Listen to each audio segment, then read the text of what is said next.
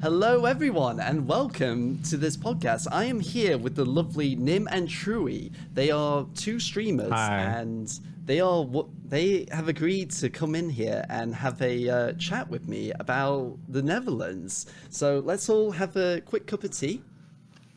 Is this where we drink? This is where we drink. Cheers. Cheers, indeed, and Proost. Yeah. Prost. Yes. Oh, my goodness. Yeah, so let's jump on in. So yeah, this is going to be like a lovely chat, and I am so looking forward to learning about the Netherlands. And have you ever been here? I have been there once. So I realize I'm not the interviewer, but I was just it's a question I was perfect. No, this is so. Where have you been to? Like, just Amsterdam or? Yeah, so do you guys live in a fairy tale? Because getting off the plane, it was like the way the airport was set up, there was like beautiful sunlight coming through. There was a guy fixing a clock, and there were tulips everywhere. And I was like, this is like a fairy tale. And I was like, I wish that's called tourism here. Yeah, of course. Gotta show off the tulips to the tourists. Yeah, because you have the tulip festival like every year. Have you guys ever been to one of those? No. No. Do you not like tulips? No, I mean, what do I care about tulips? Nobody here cares about tulips. We just sell them. I mean, if tourist bureaus would have you believe everything about a country, then obviously we'd be sitting in here from streaming from a windmill. We'd be wearing our clogs. Oh wait, I'm just gonna get the grain in, so Oh yeah. Let me get my cheese here. Oh, fuck up my clumps. Wait. Yeah. My clogs. Clogs. No, obviously, first of all, I think it's important to the distinction between Amsterdam and the Netherlands. It's not quite the same. Amsterdam, of course, is. I mean, I think you probably find the same with any other country, right? Like London is not just the rest of England. Yes. Oh, yes. Right. It's its own beast, right? There's so many expats and just businesses purely there for either tourism's sake or because it's the capital or whatever. The same goes for Amsterdam. Like, it's a huge city that comes with a weed smell. Where you can constantly smell weed. That's definitely true. Actually, I think over 50% of our coffee shops are in Amsterdam. 50%. So that ought to tell you, yeah. That ought to tell you something about weed tourism, I guess. And what about tea shops? I'm kidding. I'm sorry. Can't pull any numbers just off of my head on tea shops. No. Here in the city, I already know 4 coffee shops. Like, that's how many there are in Amsterdam. Oh wow. It's quite a lot. Let's start off with a quick general question about the Netherlands, and like you say, there's a distinction between Amsterdam and the rest of the Netherlands. So you guys don't live in Amsterdam, correct? Or no. No. We live in the southern part of the Netherlands. In the southern part, close to Belgium, I believe. Correct? Yeah, close to the Belgian border. Yeah. Okay. So, given that, what do you find? What do you love most about living in the Netherlands? Because I also want to point out that in 2020, the Netherlands were ranked 4th in the happiest nations in the world. So do tell me what makes you so happy. I'm not sure. Like, they didn't ask me how I ffelt at the time, so they didn't take that into account. Yeah. But I will say that because this is essentially what your question is about, right? Like, would I, for example, move to another country because life might be better there? And I can think of very few countries. Countries that I might consider, better. Obviously, this takes into account so many different factors, right, of life that it's impossible to draw a straight comparison to any other country. I mean, if you're a gamer, like they need to have at least glass fiber, you know. Yeah, sure. We've got a great infrastructure, including digital infrastructure. Fantastic.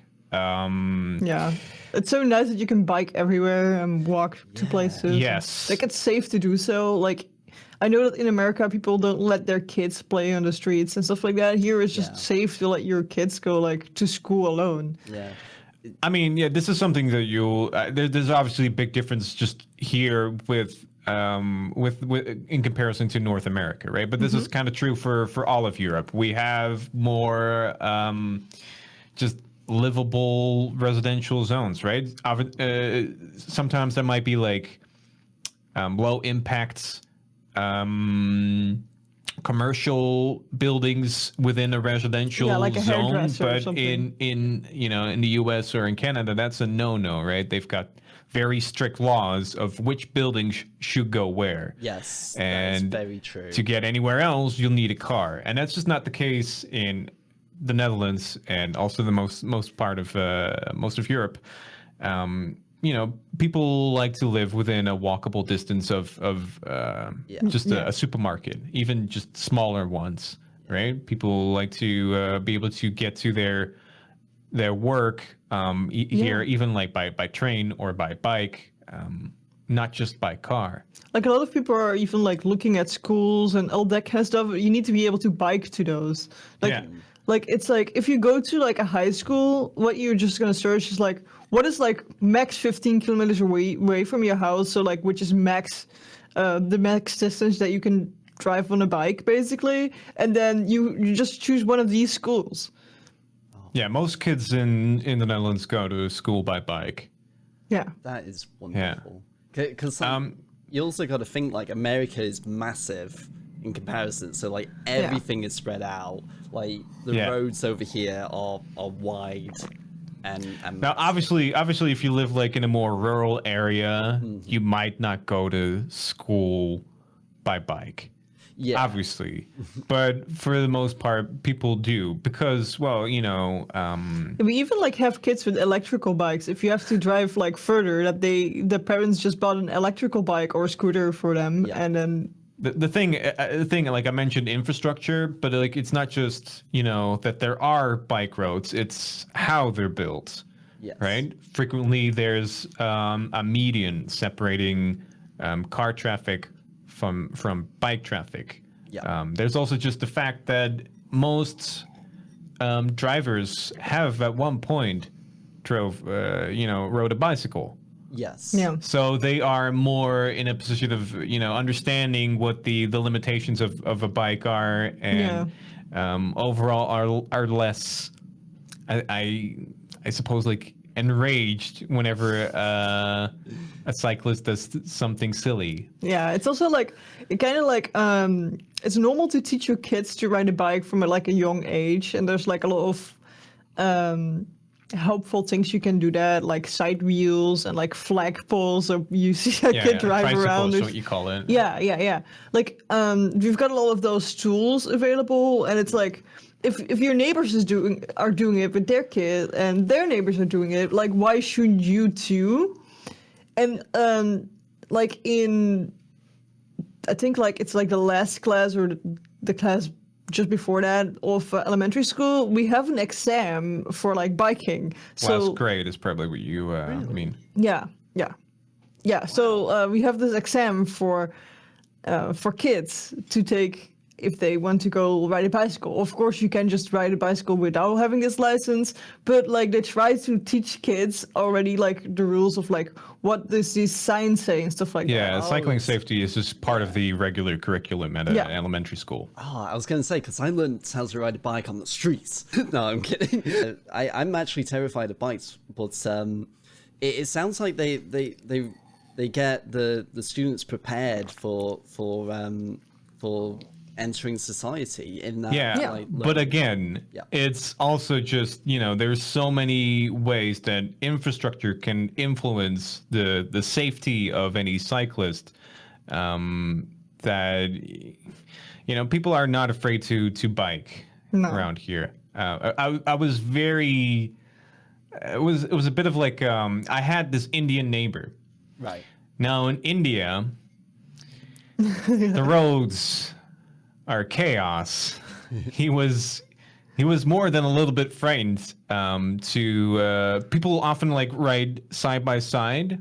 Yes. With their bicycles, right? If they're riding with a friend, and he would never wanted to be in the position where he's like on the exterior, riding next to me because he'd be too afraid that he'd get hit by a car. Oh. And I was like, oh well, I mean, obviously people get hit by cars. Yeah. It's never not gonna happen, but it's not like such a imminent, pervasive danger that you got to be thinking about that all the time. No, typically, most people will not be hit by a car. It's also like in the law here, it says that if you drive against a bicyclist, you almost always gonna be blamed. Even if this cyclist would just randomly drive on the highway, you would still just get the blame. So like the way the law is shaped is that responsibility lies with the larger vehicle. Okay, that's better than my philosophy, which is they won't hit me. Hopefully. I mean, it makes sense, right? If you put the larger vehicle in a position where they're more likely to get the blame if things do go really, really wrong. It's it starts thinking, drivers might start thinking about like well, I'm not gonna push this cyclist off to the right or something because I want to squeeze through here. No, I'm just gonna wait because they're the smaller vehicle. They're in more mortal peril, I suppose, than I am. So I mean, it's a law that makes a lot of sense, I feel. Having said that, do you mind if I ask you guys some other questions that are very, very out of the way? Like these questions are going to be very silly. I suppose what my response would be is like, which questions are they going to be? But then at the point that you're telling me these questions, you've already asked them at the same time. Perfect. So we're in agreement. Yeah. So I saw this on the Facebook post, and it really drove home about the differences of English to foreign languages. Do you guys know what a spelling bee is? Yeah. Yes. It's a spelling competition. Yes. Do you have it in Dutch? Never heard of one. No. I mean, I understand that spelling bees are frequently targeted towards kids, right? Towards kids competing in these. I mean... I've never, like, seen them either in elementary or high school. There was the translator that would be something like, the Grand Dutch spelling competition on TV, but that was like years ago, and it's been scrapped since. Oh, so you did have one that was broadcast. Yeah, but it contained. It was a TV program that was, everything here just gets broadcasted nationally, right? It's too small of a country to. I mean, there are some local TV stations, of course, but they would invite, I believe, like, well-known Dutch celebrities to compete in this competition. But they pulled it off the air a couple of years ago, which is kind of a shame. But we don't have spelling bees. Okay. No. Not as far as I know. No, I just know them from like American programs. If they exist. Right? They are so obscure that I've, in my 28 years of living here, I've never encountered one. Right. And that's interesting that you point that out, Trui, because being English and growing up in the 90s, there was definitely a influence of American television in England. Huge. Like, as well as, obviously, like, we had our own channels as well. So we got our own stations, but... The amount of like Nicktoons, even like Nickelodeon was like Yeah. huge in England, and so was Cartoon Network. So we had shows like Rocket Power, Hey Arnold. Yeah, you know, we had all them that. too, but they were all like dubbed here. Yeah. Okay. So Yeah, we had all of those. We had the whole Nickelodeon thing. what, We had like Jetix Fox Kids as well, JetX Fox Kids? Okay. which is Disney XD now. Yes. I think that Yeah. would have been a little bit past my time. Since I mean, I would have like gone to America. I know, I'm 25, so maybe they also aired a little bit later here because of the dubbing. Yeah. Those are channels. Those are not programs. Yeah. Sorry, did I say channels? No. She named some channels just now, which I don't necessarily imagine Yeah. would exist in either the UK or in the US. I don't know, like Nickelodeon exists there too, Yeah, right? So, like, sure. why And would- Disney XD does. Yeah, but like, why would Fox Kids and Jetix, which are like basically the previous versions of Disney XD, not then? Don't know. I just don't assume that they would. So, you guys speak like I'm very curious about Nim in particular because Trui, you have a very thick accent when you speak in English, and it's lovely. Like, don't get me wrong, I know about accents. I mean, I don't have one, but you never know. But like, a lot of people think that Nim, that you're from America, but you're not. So what do you think that how do you think that happened? I get this question quite often, honestly, and I never quite know how to respond. Typically, I get it in the middle of a match of some game, right? Like Go to your own server. somebody's like, "Hey, why is an American on our servers right now?" Right. And I need to explain that I'm not from America. Growing up as a teen, I think so we get taught British English in school. Oh, okay. That something to be noted. They're like pretty strict on that. Like, Yeah. if you say can't instead of can't, like you get like point deductions. Oh, Yeah. really?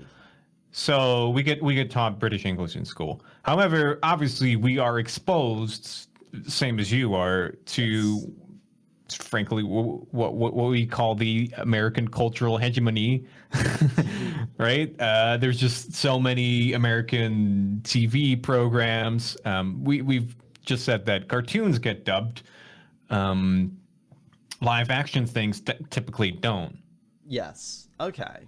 So. They are subtitled. Right. So in Germany, for example, they tend to just dub everything. This kind of strictly just happens with cartoons. There are some exceptions, Yeah. of course, but Yeah, we dubbed like iCarly, but then like later in the evening you could like watch iCarly with dubs, with subtitles instead of dubs. Okay.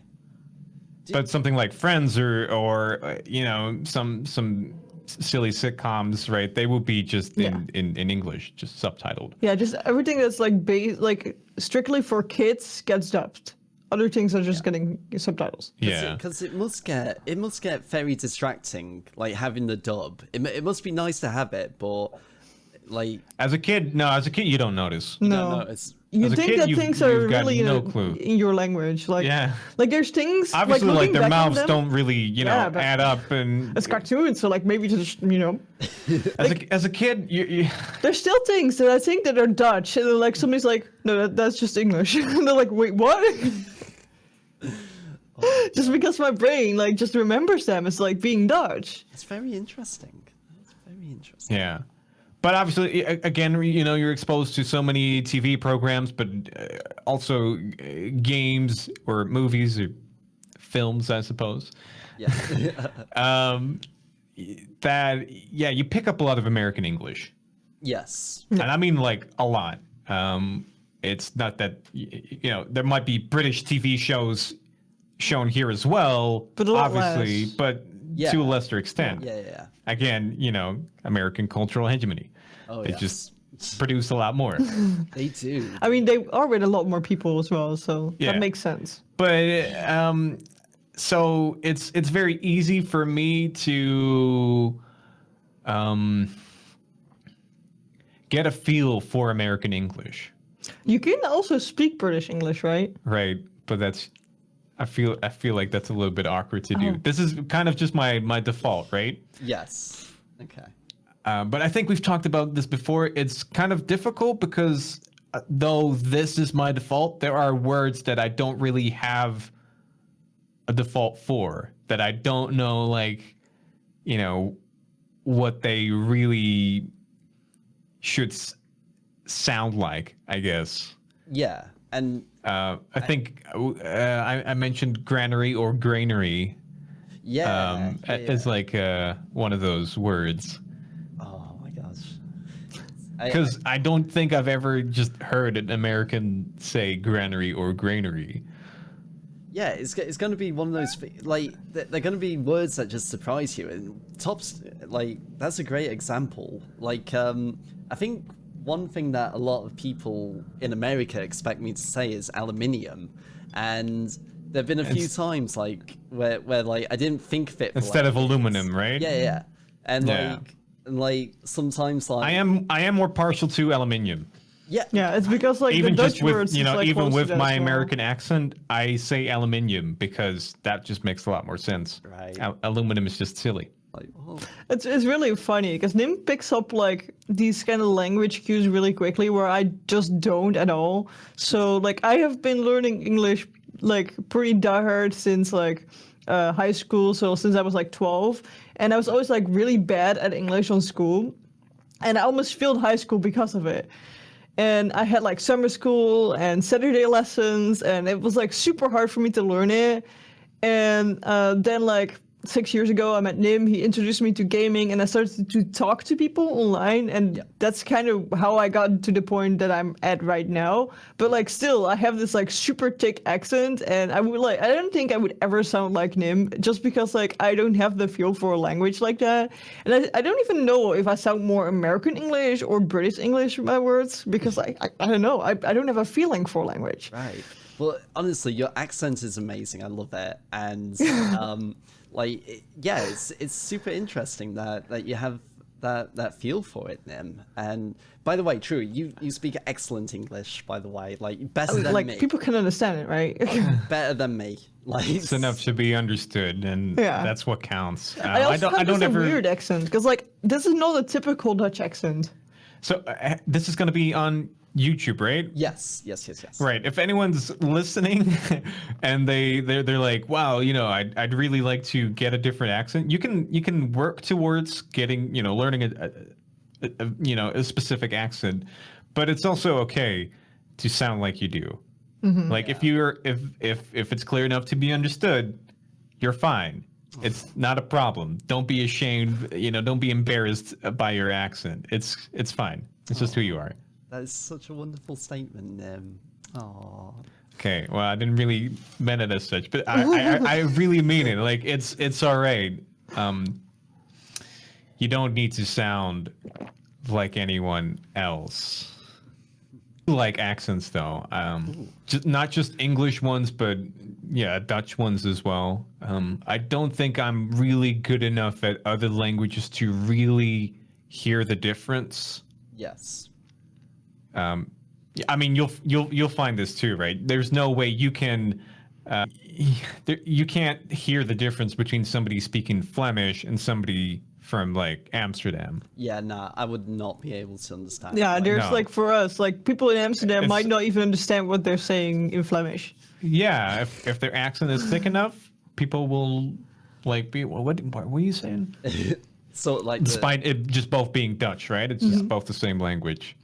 This is sort of like a thing that I witnessed while in Poland, which is obviously different than the Netherlands. So, when you guys go to a restaurant, do you sit across from each other or side by side? Across. Okay. If you were two, yeah. Yeah. Okay.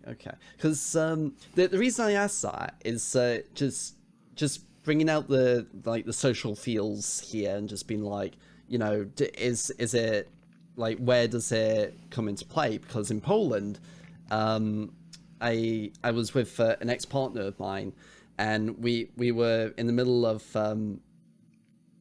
Poland, and we had to wait for about 2 hours before a bus took us to our destination. We were over there for. I think the middle of Poland is like about like what do you call that? Krakow?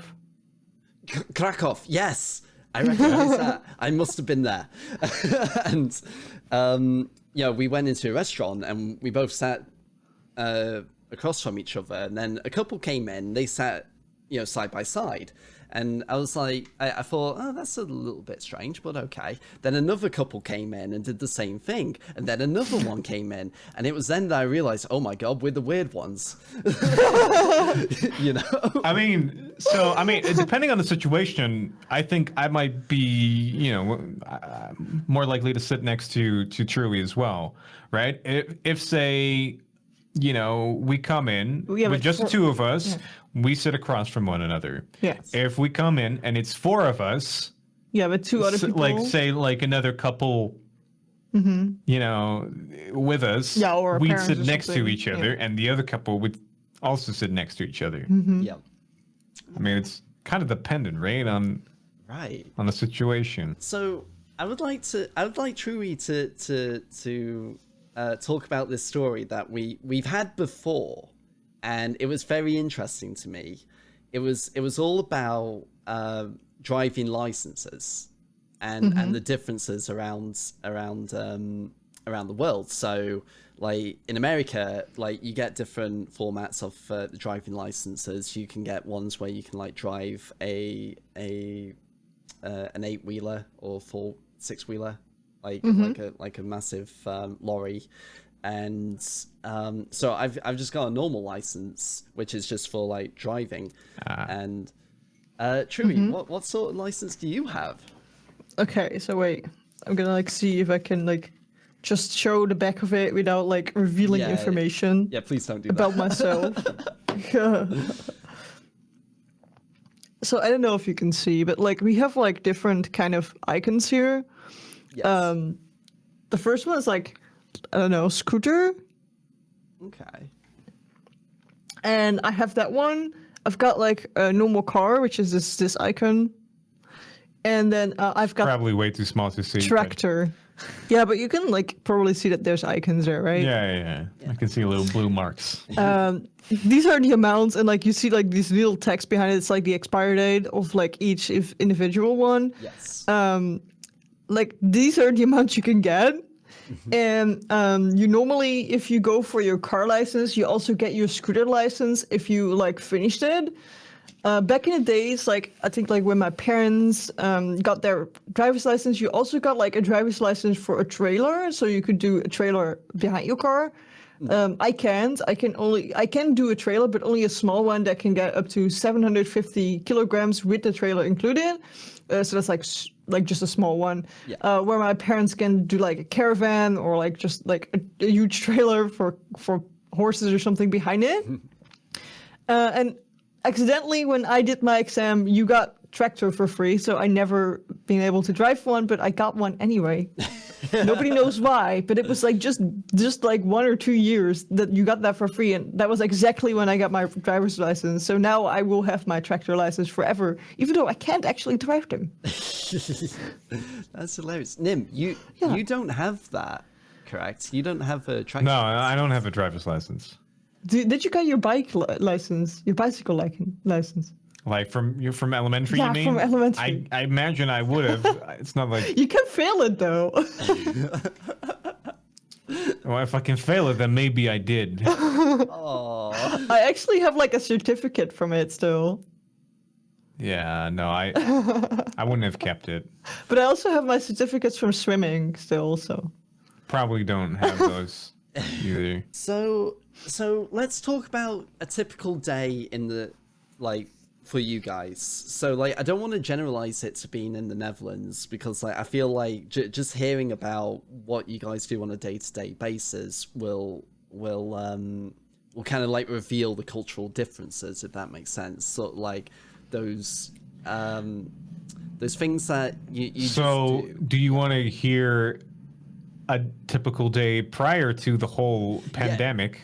Or that's a good point, because things have things are different now. Oh yeah. Let's go back in time to before the pandemic. You are totally right, Nim, because the typical day during the pandemic is probably just sit at home, don't talk to anybody, go out. Panic. Have like being interviewed about the Netherlands and.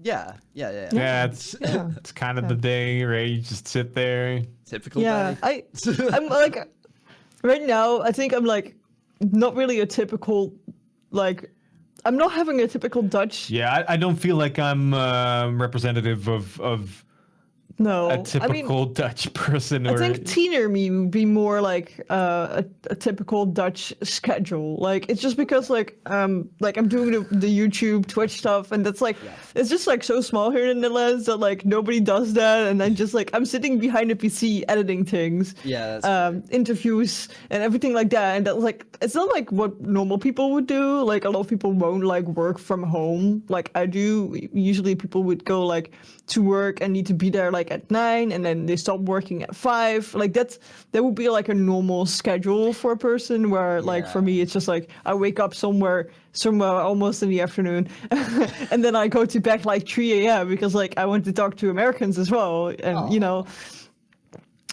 so like my schedule is like totally different than a regular Dutch schedule. I mean, eventually you want to know which things are different about our day from yours, right? Yeah. So I think I know of one at least. Ooh, okay. So everybody gets up eventually, but what we eat is definitely different.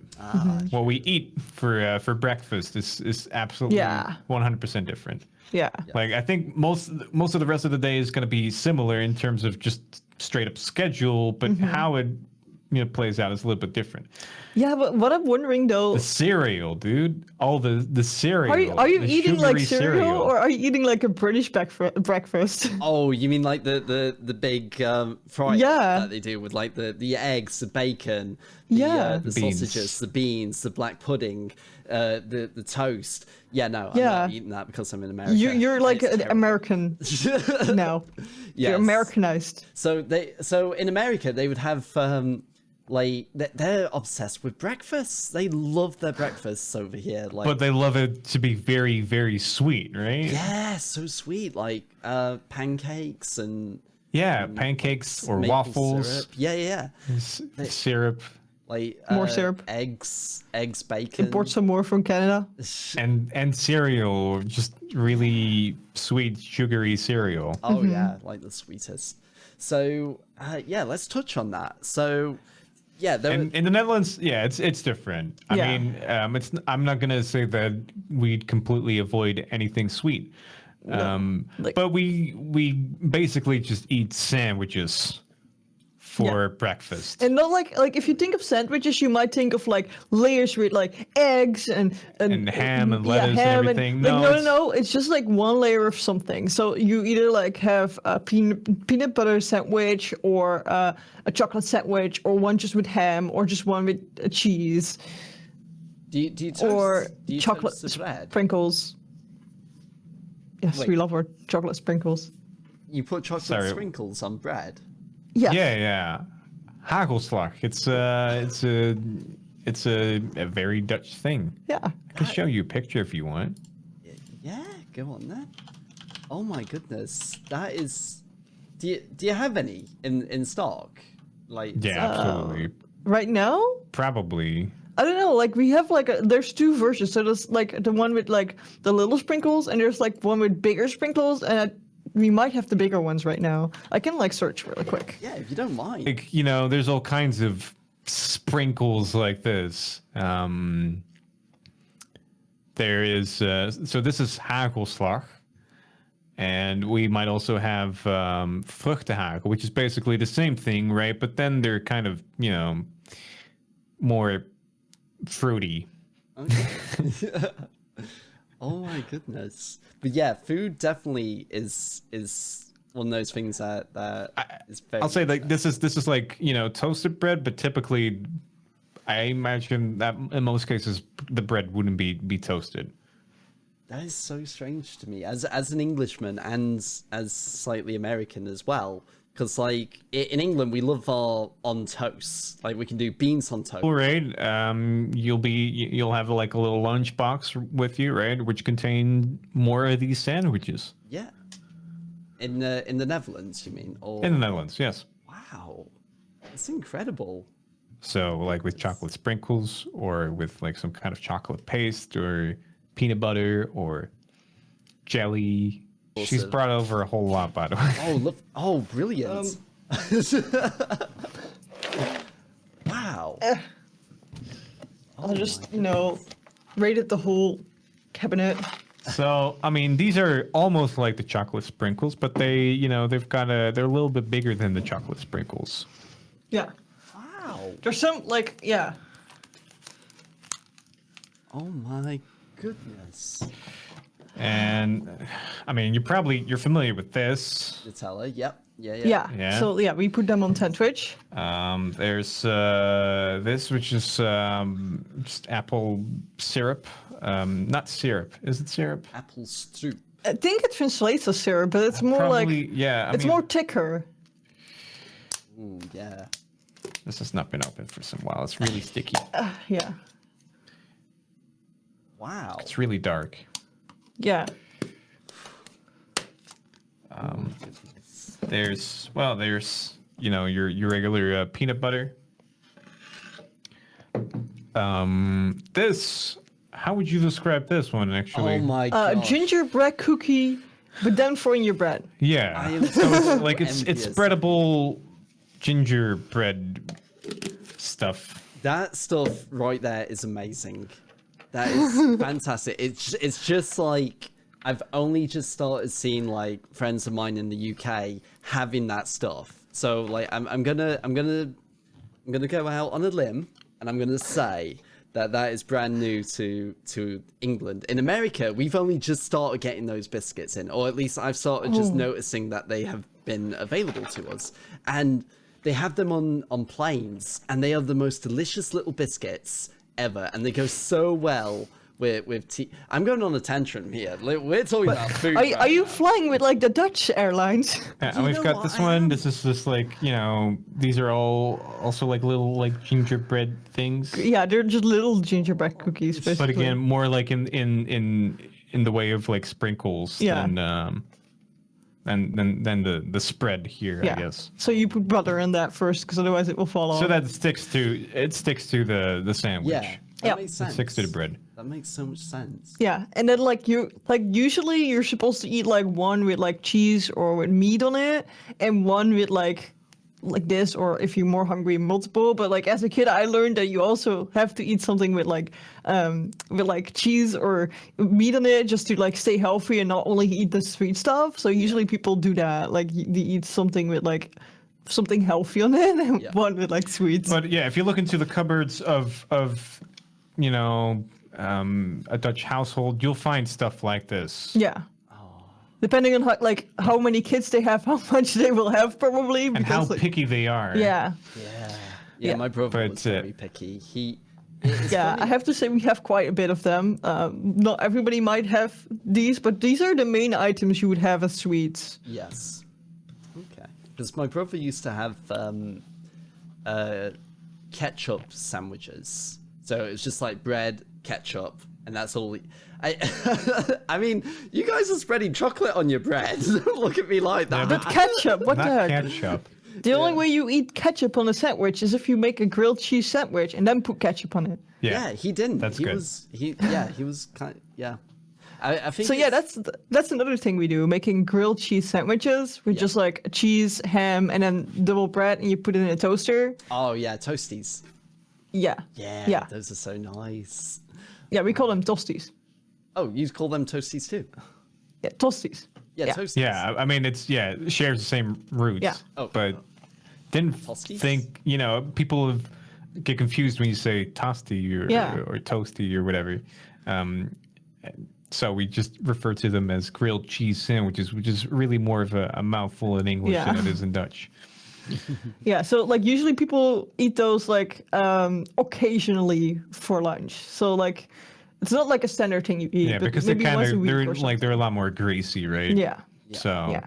And then some people that want to be like healthy eat like yogurt with some muesli, not like cereal, but like actually muesli. Like yeah, like the more you know, the more grains and fiber stuff instead of the sweet stuff. the sugar stuff.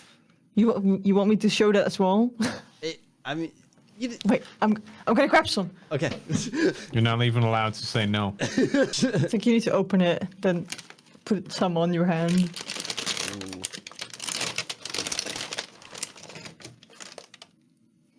I mean, So, like, yeah, really grainy. like Yeah, and this one has like pieces of dried fruits in it as well. So like this, it's like a dried, Yeah. dried piece of fruit.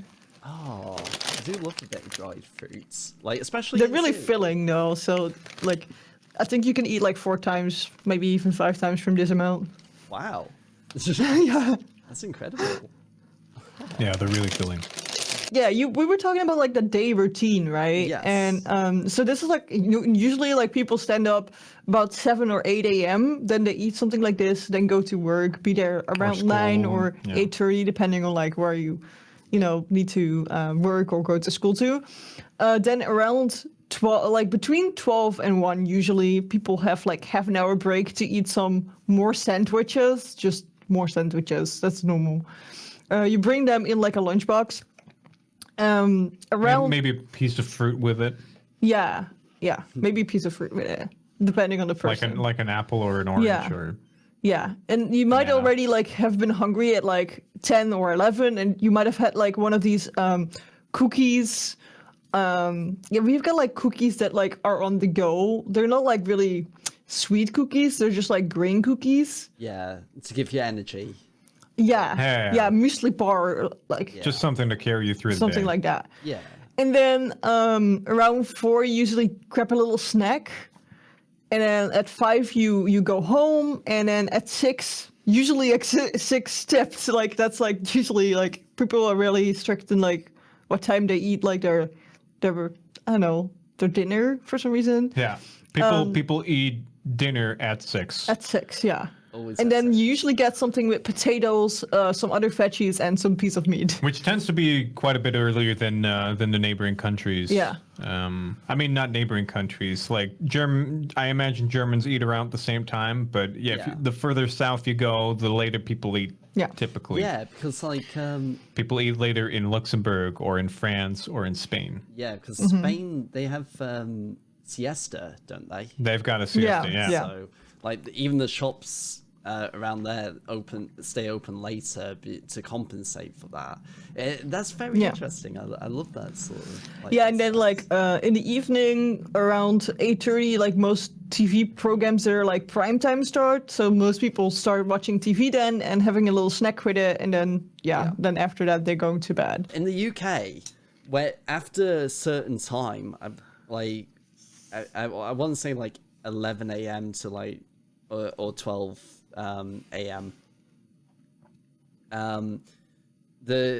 You start watching programs, but then a little fellow will pop up and he'll be doing British Sign Language like during the program, and that was something that was very strange for me, especially as a kid, because they did it on children's programs, and the little guy, like, he'd be doing it, and then sometimes he would stop and like watch what you were watching, and I was like, that's kind of weird. Do they have that in No, the we have like Netherlands? sometimes with the news programs they have like a sign language version of it that you can see on like a different channel, but we have like something we call teletext, and Yeah. it's an overlay, and you can go to like a text channel and it will just auto generate subtitles. Yeah. So that's kind of like the closed captioning in America. Holland is just a part of the Netherlands. It does not consist of the entirety of the Netherlands. Yeah, there are 12 provinces and it only refers to 2 of them. Yeah, we've got like there's a North and South Holland, and North Holland is where Amsterdam is, and South Holland is where Rotterdam is, for example. Yeah, and Den Haag. The Hague is also in one of these Hollands.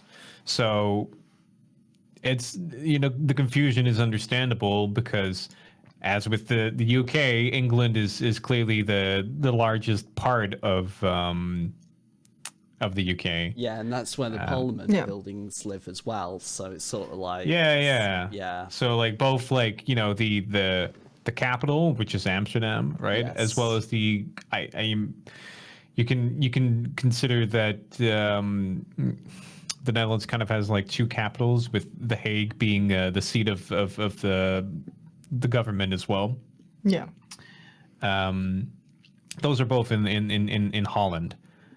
But I do not live in Holland, and there's quite some places that are not in Holland. Yeah. So may I ask, what are the other provinces? Provinces? Yeah, provinces. Yeah. I see you can speak better English than I can. I mean, if you were asking about Providence, I would ask you to restate the question, because I wouldn't quite understand. Okay, so the UK has England, Scotland, Wales, and Northern Ireland. And you were just there's quite a few more in the Netherlands. Okay. Right? So there's North and South Holland. Yeah. There's Groningen, Friesland, which is where they speak Frisian, which is like a language that is not Dutch.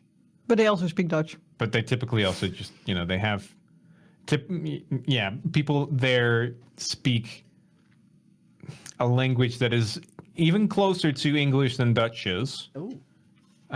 But it's pretty, again, because it's such a tiny language, and people outside of Friesland are not really exposed to it.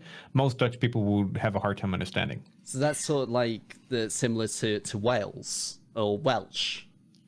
Yeah, I guess so. There's a lot of things that comparisons to be drawn here. Oh, I'm gonna draw on all of those comparisons. We're gonna make a crisscross of comparisons. Yeah, there's Overijssel, Drenthe. There is Flevoland, which is we built a completely artificial province, because it's it's generated by us. There was no land there. There's a lake. It's IJsselmeer, as it's called, the IJssel Lake, and part of it has been pumped, and dikes and everything have been built, so that a large portion of the land has been exposed. Right, you can build on it, and people live there. So it's completely artificial province, Flevoland. Wow, that is incredible. Let's see, where was I? Send that Utrecht. over to Utrecht, which is very central in the Netherlands. There is North Brabant, so North Brabant. There is a Brabant in Belgium.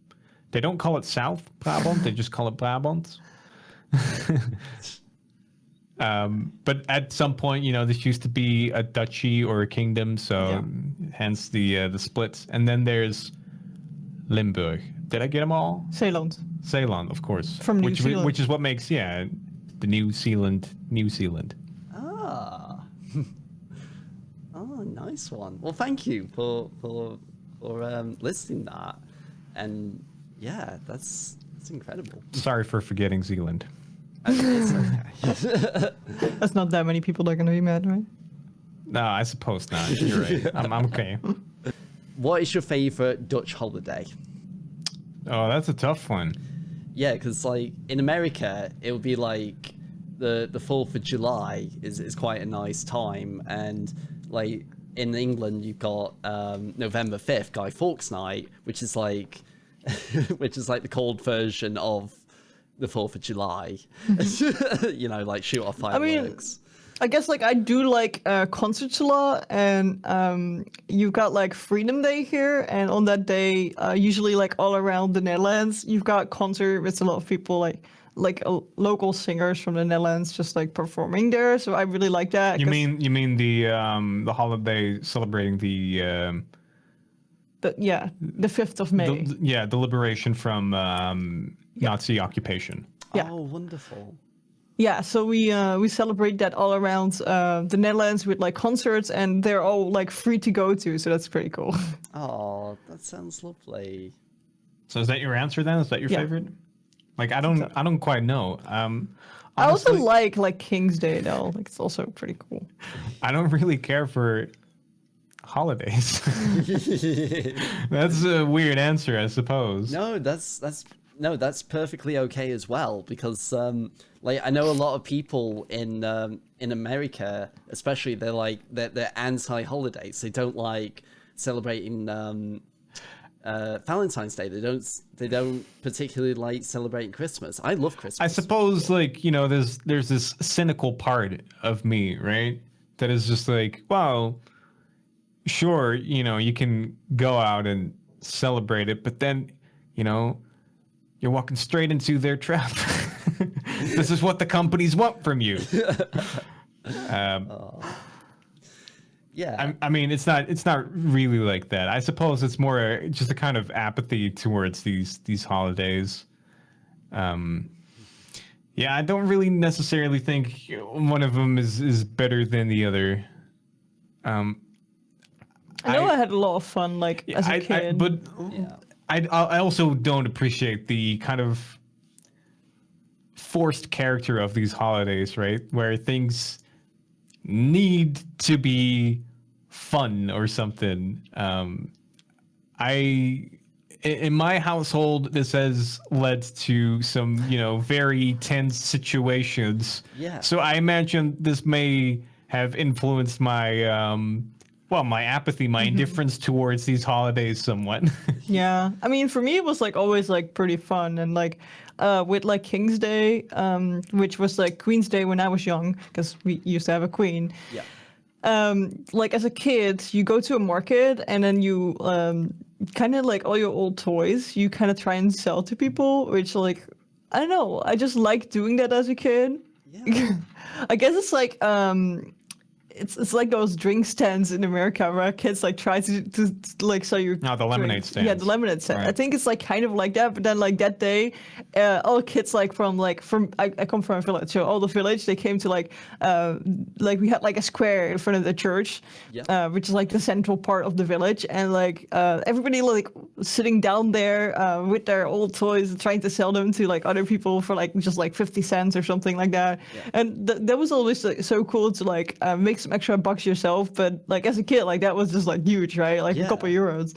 And but also like you could also go past other stands and see like, oh, they have something cool that I want, and then just buy it from there for just a couple of cents.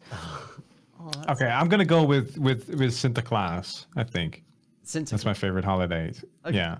So, which is essentially what you guys ripped off and called Christmas, right? With Santa Claus, you can hear the Santa Claus. We totally ripped it off, and Totally. Coke, actually, Coca-Cola, you know, Yeah, is synonymous yeah. with Yeah. Father Christmas. But yes, Yeah, we have a similar character essentially Yeah. to the Santa Claus. He's a little bit less Jolly, Tubby. Fat. Yeah, I was gonna say robust, but that's an apt description, I suppose. When you have killed children again, it's just like it's gonna be nice to do. Probably these a things lot of again. fun. Yeah. you're gonna Probably. see it through I think their I still need to eyes. get over the tension that you could cut with a knife, you know? Yeah. If there was a holiday, something bad was going to happen. And they're going to turn that car right around if you don't be quiet right now. So, yeah, that's still on my mind, I suppose. No worries.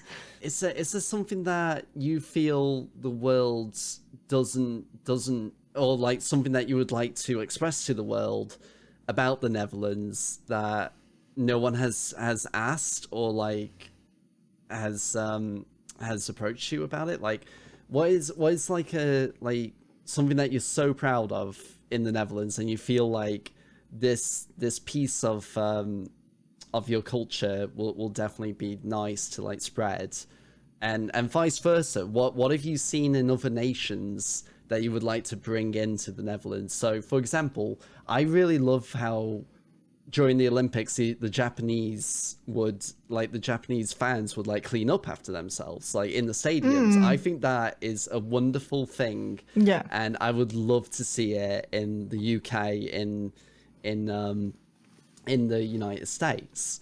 So yeah, like that. Yeah, like talking about the Japanese, like their trains just go so on time. That's so Yes. great. I would love that in the Netherlands because like trains got delayed so often here. Oh yes. Yes, even though like we have one of the better public transports, like they still get delayed like super often, and if you like dependable on going by train, it's just really annoying, and you can get quite annoyed by it. I can tell you that. Oh yes. I mean, okay, so I mentioned infrastructure. I think that's probably the thing that I'm most proud of. Yes. And it's not just road infrastructure, it's not just digital. If I go to France, right, we'll see all these power lines just, parallel to the roads that you're driving on. And you'll see big power lines like the giant ones, right? Yes. You'll see those, but anything else is underground. All in the Netherlands. Yes, Yeah. it's just all underground, and it's so much safer, and things don't get knocked over when there's, a gust of wind, as is the case with France. Yeah. And then you're without power. I've seen that happen too many times in other countries, and it's just, why don't you just dig a hole and put everything in there? Yeah. It's so good. It's so good. Oh, wonderful. Yeah, and I just love cheese, so like I'm just really proud of the amount of cheese we produce. But there's plenty of things I'm envious of in other countries. I feel Also talking about French, maybe like the reactors. Yeah, nuclear reactors. We don't have a whole lot of those. We don't rely on nuclear power, where I think we should do that a lot more. But this is definitely going to delve into political talk. Yeah. But there's, I think, education. Other countries have been improving their education, and I feel it's just gotten worse. here in the Yeah, Netherlands. especially if you look at the Scandinavian countries, they have got, like, Finland, for example, is doing a great job. Yeah, but here, like as a kid, I also felt like a lot of days I was just on school from like 9 to 5, not have learned anything, and that frustrated me very, very much. Yeah. And yeah, I think we can improve quite a bit on that. And also maybe learn a little bit more practical things as well. Like we don't learn to bike. We get an exam to bike, I guess. So like things like that are like more practical than some other things we learn, like about like how you call those the things that make earthquakes. Those plates, tectonic plates or something. Tectonic plates, yes. Yeah, we learn about those, but like we're not gonna have earthquakes here and stuff like that. Yeah. So it would be more useful to learn how to cook. It will be more useful to learn how to do your taxes. Yeah. But I also feel there's this quote, and I looked it up just to I can quote it verbatim here. By Plutarch, for the mind does not require filling like a bottle, but rather like wood, it only requires kindling to create in it an impulse to think independently and an ardent desire for the truth. I feel like there's too much focus on filling the mind like a bottle, right? Instead of really appealing to the innate fascinations of a person. And like in our educational system, there's no room for that, right? No. Or there's very little room for it. Far too little, if you ask me. And I would really like for that to be different, right? If somebody shows an aptitude for something, if what happens? loves trains, like let them learn everything about trains and let them work with trains later. Like what happens in our educational system is that you need to perform everything at the same level, right? We have levels. In high school. They have been changing a little bit though, the levels in the high school. Yeah, but it's been way too slow. So if say you're absolutely garbage at mathematics, but your English is fantastic, well, that's a shame because you'll need to perform to like the the level of your lowest class, right? So you need to, perform at a much lower level than because you need to succeed at your mathematics. Right. And that's such a shame, because you're good at English, you can do that, or you can like learn other languages, or maybe you're really good at history, but no, because you suck at mathematics, your history has to be at the same low level that your mathematics is at, and that's terrible. That sucks. Yeah. That quote right there was fantastic, and yeah, I think it's very fitting for our current situation. I thought it was a wonderful quote. Yeah, it's such a lovely quote, and yeah, I do feel like, although that we've been focusing on the Netherlands, the fact that we've been able to like communicate over technology is definitely like it's sort of like giving me hope that in the future, like, we'll be more together as as the human race. Like, obviously it's going to like, you're going to get trolls out there, you're going to get people who aren't going to want to, I don't want to say conform, because like, I feel like people's cultures like need to be preserved, and to an extent, like they need to be celebrated. You opened up such a can of worms here. I'm so sorry. I can do the outro right now, then we can. No, I mean, yeah, I mean, essentially, you're talking about globalization. I guess, but that's like, I mean, that's such a huge topic. Yeah, oh yeah, it's such a huge topic. There's so much to be said about that, like both positive and negative. For sure. And I'll probably just put the can back. All right, yeah, that's fine. But seriously, thank you both, Trui and Nim. And you know what? Yes. I was thinking about something, because you said like some things that were like strange for foreigners about the Netherlands. I know another one that could be like strange to foreigners. So like in a lot of countries, when you go to like a shop or something and you need to stand in line, you need to queue up, you would literally stand behind each other, or you would have like tickets with numbers saying like which number you are in line. But if you go to like, for example, a bakery, and you walk in there, you're supposed to remember which one you are in line. So like, there's other people inside, you need to like remember the faces, and then like, or you can ask like which one of you was last to come in, and then like, oh, behind this person, then it's my turn. And the person that comes in after needs to remember all the faces again, or ask like which one of you was the last one to come in, to know like when it's their turn. Like, we don't like stand in the line, we just stand in the shop. Yeah, I've seen that, yeah, with like many like stores, or including bakeries, or but even on markets as well. Like, if you like go to like this fish shop or something on a market, like the person behind the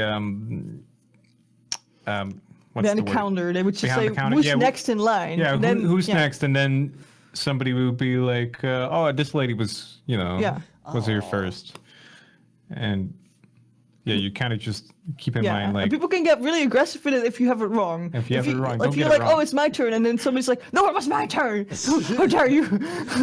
People can get really aggressive about that. I mean, the friendly thing to do is just be like, oh, excuse sorry, me, Yeah. Yeah. Oh wow.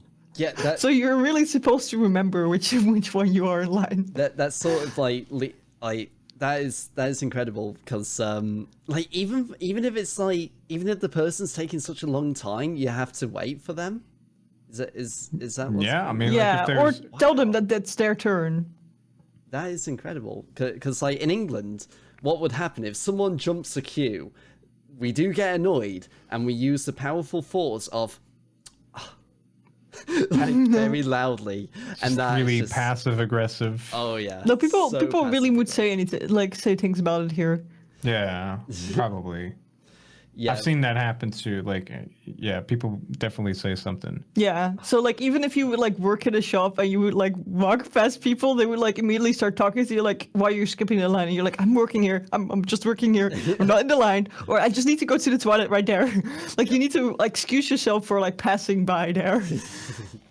It's funny that, isn't it? Again, thank you both for joining me on this chat. I really appreciate it. I feel like it's like so self-indulgent to like talk about your own country for such a long time, but I think it was kind of fun anyway. Well, I hope that you both had fun.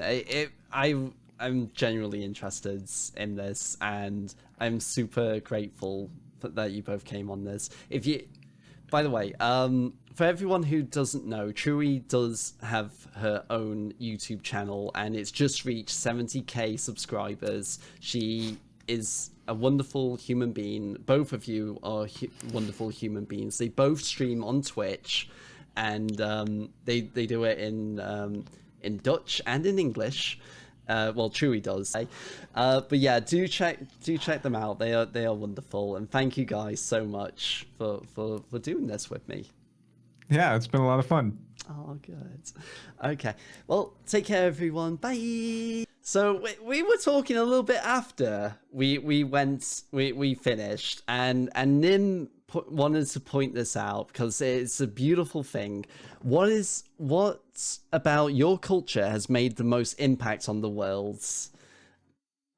I mean, you're phrasing it kind of differently here, but it was like the thing like that we were most proud about, right? That you're like, most proud that has of. impacted the world. Yes. And I wanted to mention the first country to legalize gay marriage, because that one's just that one's the coolest. That one's absolutely the coolest. But I believe it was only 2001, which again feels kind of really late still, but still the first. So I'll take that as a consolation, I suppose. But that one's cool. That one's amazing. It's so good. It's so amazing. I feel like in large parts of the Netherlands, it is so accepted. Mm-hmm. I'm not saying like, oh, you'll never get bullied because you're a homosexual. No. There's always going to be people that are upset by it. Yeah. But in huge parts of the Netherlands, right, people just accept that as everyday life, because it's been that way for a long time now. It's been more than 10 years. Because when did the U.S. legalize gay marriage? It was June 26, 2015. 15. Okay. Yes. Nice. Cool. Yeah, I feel like, oh yeah, that's something that I, actively remember, as opposed to something that happened, really when I don't think I really had any concept of what homosexuality was. Yeah. Oh my gosh. Yeah, no, that is such an incredible thing. And yeah, thank you so much for that. And thought it was worth mentioning. Yeah, no, it very much is worth mentioning that it's such a beautiful thing. And yeah, again, you guys are incredible and amazing. And yeah, thank you again for doing this. Too sweet, Tom. Oh, you guys. All right. So yeah, back to the outro one more time. One more bye.